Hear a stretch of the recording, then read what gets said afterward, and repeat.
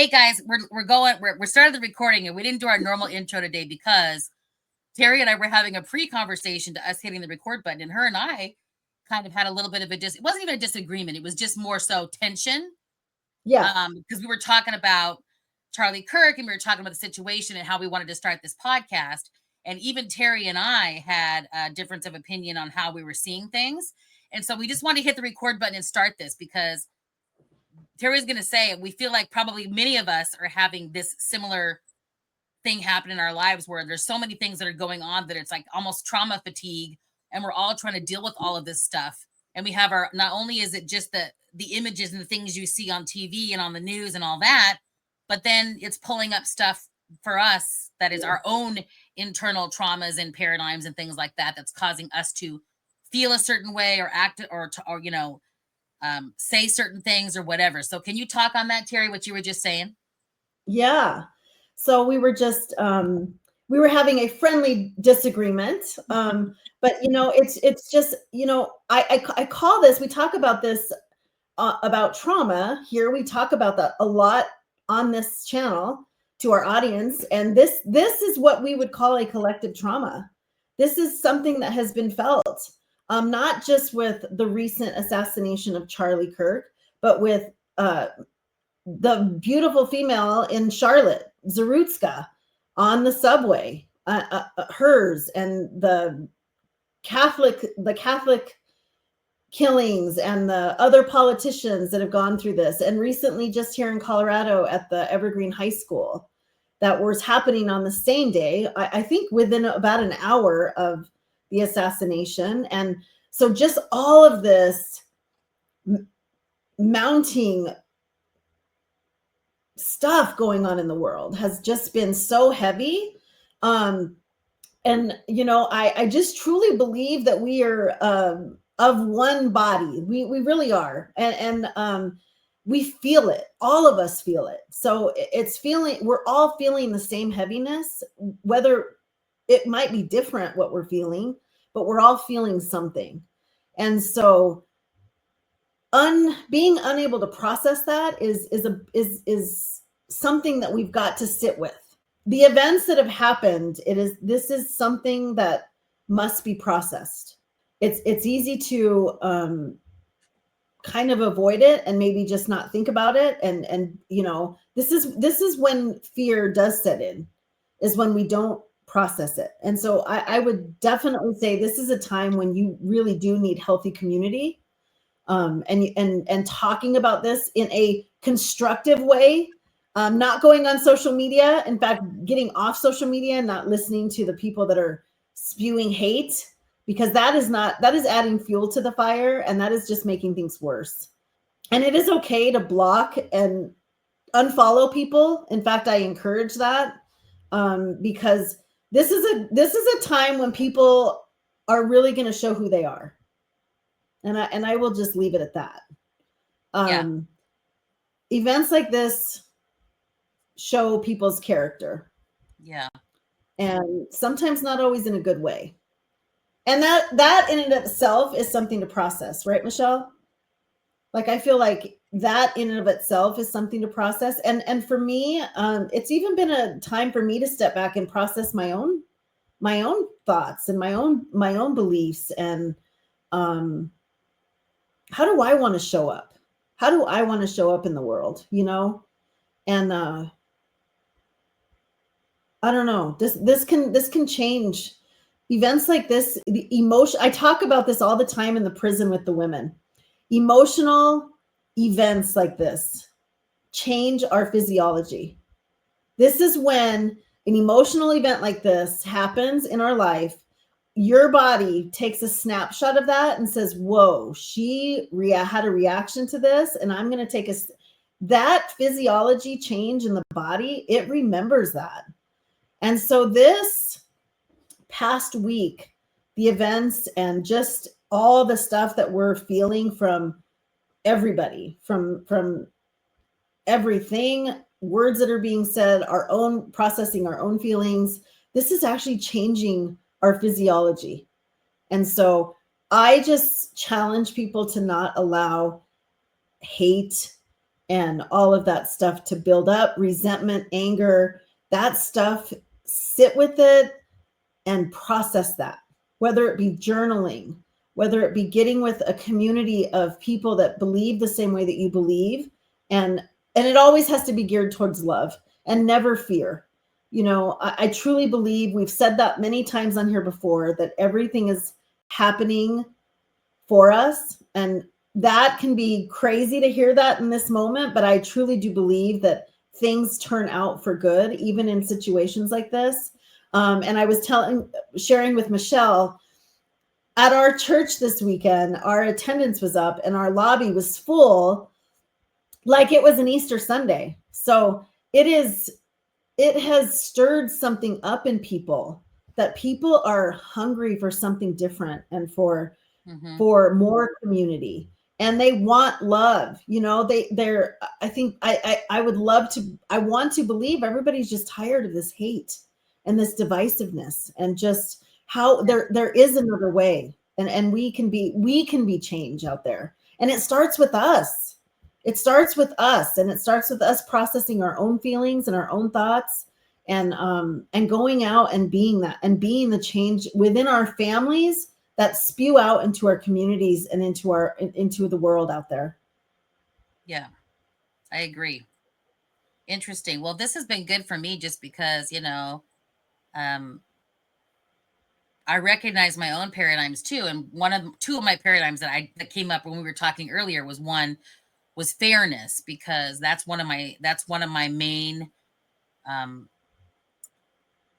of strengths, if you will, is like that's a theme of my life that has always been showing up. And that fairness, meaning that everybody is treated the same, kind of thing, and that we're all in that, and that's not how it works in the world usually. And so that always stirs up something for me. And number two, not being heard. So when her and I were talking, you guys didn't see this because I should have hit the record button and not said anything. We would just record the whole thing. But I didn't feel like I was being heard when I was talking to Terry earlier, and it wasn't her intention to do that at all. Because that's just not who Terry is.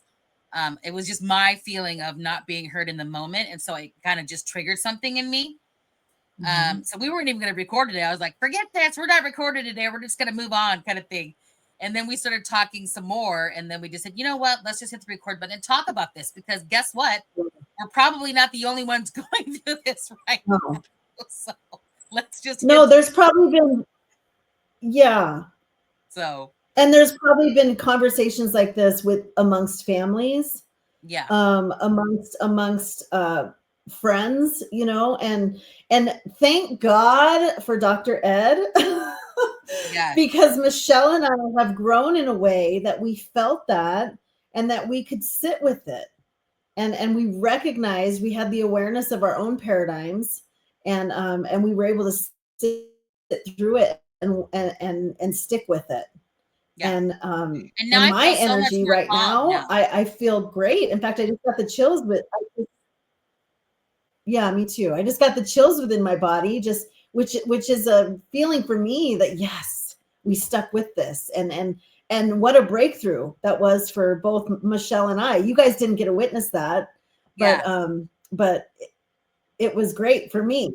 It was a challenge that we worked through just in the moment. And because we are all different humans, and we're not always going to be, not everyone's going to understand all of us, even the, within families, sometimes we're going to be misunderstood, but we can still be misunderstood and not always agree on things, and do it in love. And that, and that is the biggest thing. Like, it is okay to disagree sometimes, or maybe, and I don't even think we disagreed. I think we agreed on a lot. I think there's just the way I think when paradigms come up, we talk about in trauma, that frontal cortex, when a trigger goes off, that frontal cortex shuts off. And all of a sudden we can't reason, and we're not thinking correctly. And then all of a sudden that trigger goes off, that fight or flight system's in place, and everything goes off. And all of a sudden we're feeling, oh my gosh, I'm not feeling going safe. into my fight mode. Terry. Which is so weird, because Terry and I are so not those people. I mean, Terry and I we rarely have those situations. You know, we've had a couple of them in our long history, but Rarely. we rarely have that. I So think I like was just like, two. I think like I was gonna two. do like what's the Yeah. karate movie, Karate Kid, it's the kick thing where he kicks his whatever. You know what I'm talking about. With the leg. I know. It's just like, but that, and to me, when you Yeah. said too that everybody showed up at church, you know, this past weekend, it just shows. It's just proof that everybody is searching for something to feel, you know, how to deal with all of us, and to feel like it's like a part of a group of people that can support each other, and we so need that. We are. Yeah. That's just in our nature to want to be a part of something and to have It that is. support system, and it's so important that we have that. And for the folks that are just It's sitting at really home are.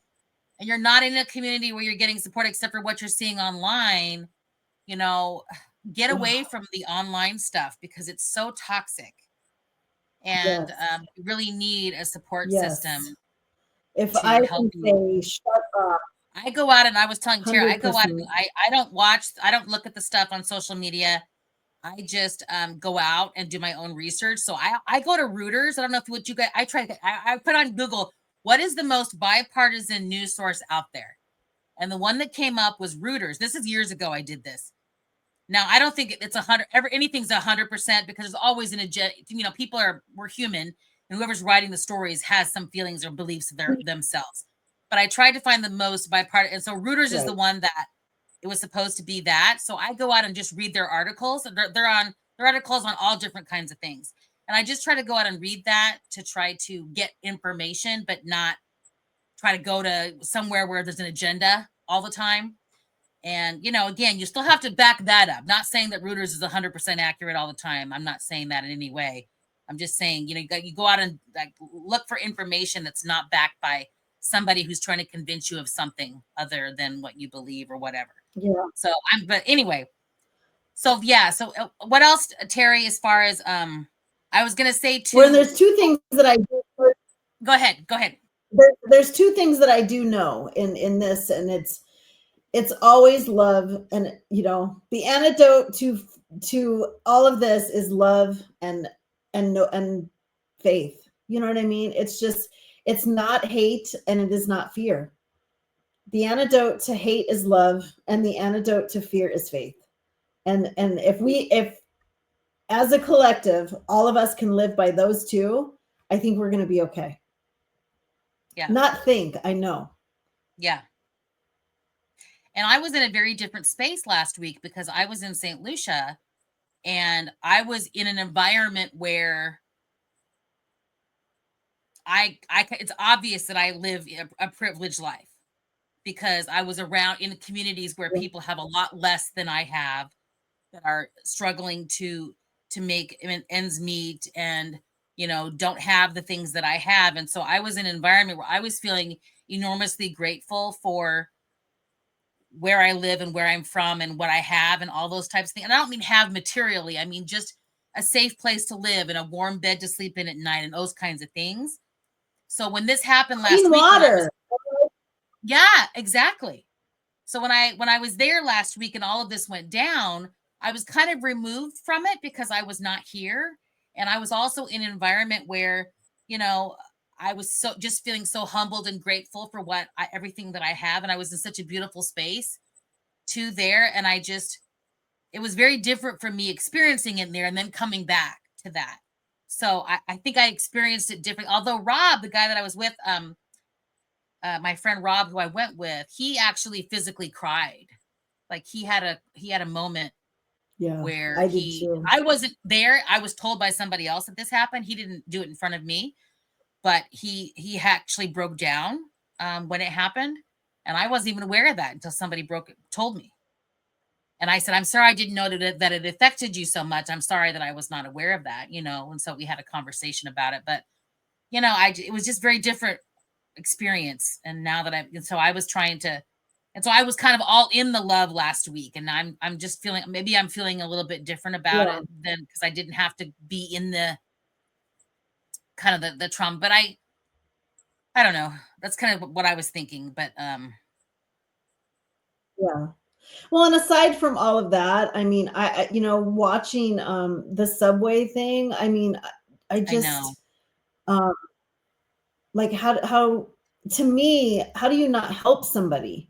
You know, to me Yeah. that is just like love. That is just like loving your neighbor, which is what I feel that we're called to do, is just love your neighbor. And you know, to me that is just it just doesn't sit well with me, no matter who it is. You know, all all I'm putting everything aside but humanity. You know what Yeah. I mean? But humanity, like where has our humanity gone? Like that is what stirs me, is that where is our kindness? You know, And you know the other thing too that Tara I feel about it is am I naive because I live in an environment where I'm safe and I have these things around me, and there are people out there that are not living like I'm living, and they're probably like, this stuff happens all the time in our neighborhood or in our country or in our community, and I'm just feeling very naive that I'm not aware of that happening, and that I'm not, and so maybe I feel like I look like I'm not, I'm acting like this is a shocker when it's happening around the world in lots of communities. No, and You know I what I'm think saying? that's where gratitude for us living in the United States, I think that's where that is something that we must be aware of. Like we are very privileged here in America. Yes. We live very comfortable lives. I mean, when you look at the war and things that are going on and have gone on around the world for, I don't think they've stopped. And we don't see that day to day. So Right. because we see this stuff and it's so, and we have seen this stuff in our own backyard, and it's traumatic for us, doesn't mean that other people aren't seeing this every single day. You Right. know, but we cannot become calloused to this stuff. Right. You know I what I agree. mean? We've got to process it and keep that love, and the thing that makes us beautiful is our humanity and the way that we're able to love and show up and be there for people and offer a hand to others. You know, like aside from politics, these people are human beings, and that's what we have to keep in mind here. You know, and I'm not going right or left here, but I didn't know who Charlie Kirk was until last week. And but it was so traumatic for me. I didn't know the woman on the subway, but to see the fear in her eyes and to watch what happened to her, it affected me. You know, just those children at Evergreen High School, to know what it is to be a parent and have to I have grandkids, to feel what the fear that, you know, kids are having to sit with to go to school. Like, I mean, we can be better, you know, and it starts with us. Like Yeah. going online and spewing hate is not helping. And we've got to start with us. And if we're not doing that, then there's something within us that this is a great time for us to go within us and reflect. It also reminds me too that we always try to, whenever something like this happens, I feel like in America, we always try to go find the fault in somebody, in a group of people. Like it's the liberals, it's the conservatives, it's the gays, it's the whatever. We decide we keep trying to blame it on somebody. And whatever happened to just this person is mentally unstable. This is not a group of people that's doing it. Somebody that's doing something like this is mentally unstable. This is not a person that is okay mentally. It's I'm not, oh, I don't want to say crazy, but they're not okay mentally. If you actually are able to justify in your head about killing another person, then there's something going on within you that is not mentally stable. It's not about who you voted for. It's about the fact that you have a mental illness that is not treated. Does that Or make there's sense? some, or you know, something's going on, you know, just it's something for us to reflect within ourselves. Like, what is Yeah. this telling me about me? And that's the deeper thing. Like when Yeah. something like this happens, I think that's what we need to say. Like, why am I choosing this? You know, those are the things I would challenge people to sit with, you know, sit with that anger. I think it's almost necessary. And I think events like this, and all events that become traumatic or something, you know, something big that happens in the world, whether it be a firing from a job that would make you want to be angry with someone or something. I think that this is always an opportunity for us to look within ourselves, and deal with what's going on with me. It's never outside of us. It's always within us. And I think that it's a must. I think that moving on from something like this, I think that I don't think I know that this is something everyone will have to sit with and process it. And you can't let it fester. That, if I can say that more than anything, you can't let it fester. You can't get upset what so-and-so says and then fester on that. You've got to, whatever is coming up, deal with it. If it's getting a therapist, if it's getting with community and friends that you trust, I cannot stress that enough. Whatever this has brought up for you, whichever event we're talking about over the last several weeks, process that. Makes sense. It must be processed.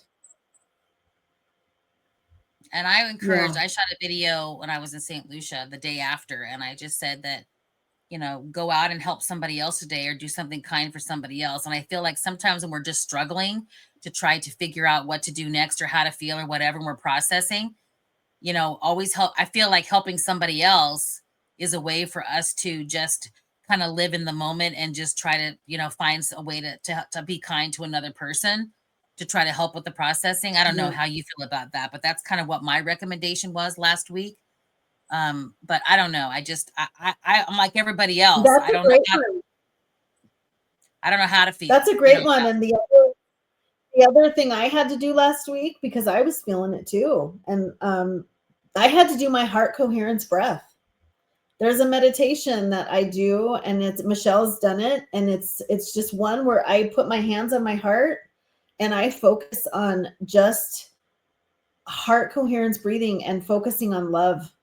And you know what? There was a moment that I had to send love to people that I was not happy with. And that actually helped me. And I had to sit with that. This meditation that we're talking about is about 7 or 8 minutes. I had to do it 3 times. And I had to say out loud, I am sending love to certain people, you know, and to help myself get out of that. And it was intentional. And so that's what I'm talking about. You never want to go to bed angry, and you never want to hold on to hate. Those are big things. And you know why I know that? Because I've done it in the past and it did not serve me well. And I will tell you, I think that it's part of what fueled my anxiety and my depression, was continuing to be angry and going to bed on my anger, and living with so many things that were unprocessed, and just thinking, oh, it'll go away. It'll go away. I'm just not going to deal with it. It'll go away on its own. It never goes away on its own. Right. I hear you. Well, we just wanted to, I mean, that's really all we wanted to say today, was really just talk about kind of what we were feeling at the beginning of when we first got on here. We don't have to have a long message. I feel like we've kind of said what we're feeling about this, and we don't need to say more about it other than that, but know that we are very much aware that there are people struggling right now to try to deal with things that are going on and inside.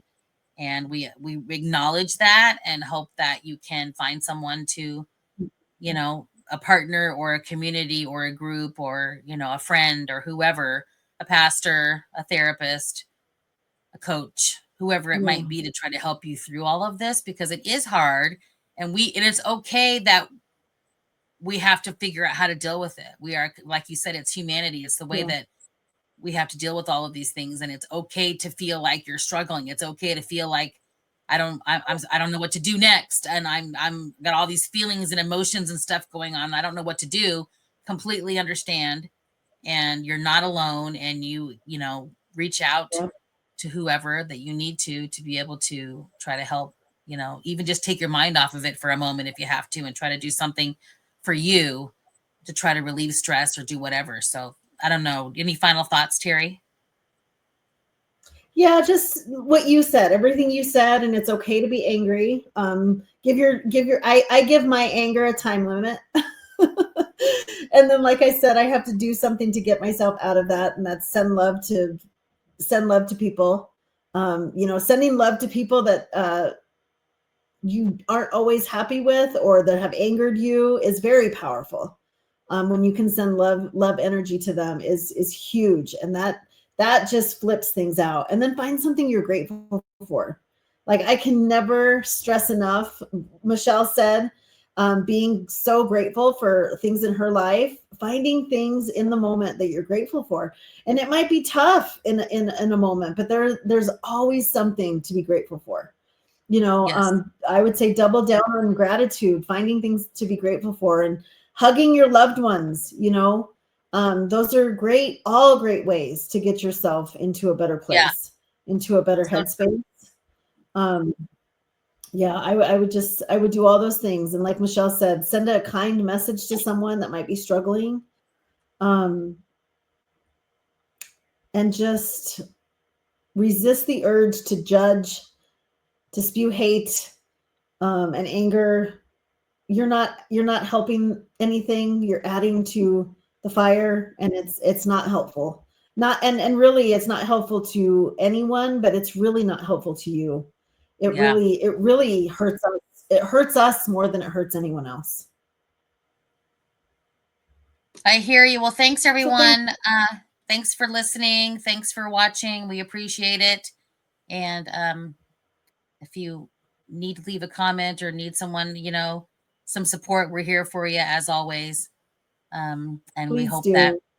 well, in another week, you know, when we see you again, we'll record again. I should say that we just, hopefully there's been some healing, a little bit of healing, and maybe a little bit of more, you know, peace within ourselves by next week. And so thanks, Terry, for, um, you know, us changing it up today and changing our energy and everything like that. It's good. So, you know, the way we started and the way we're ending are very different.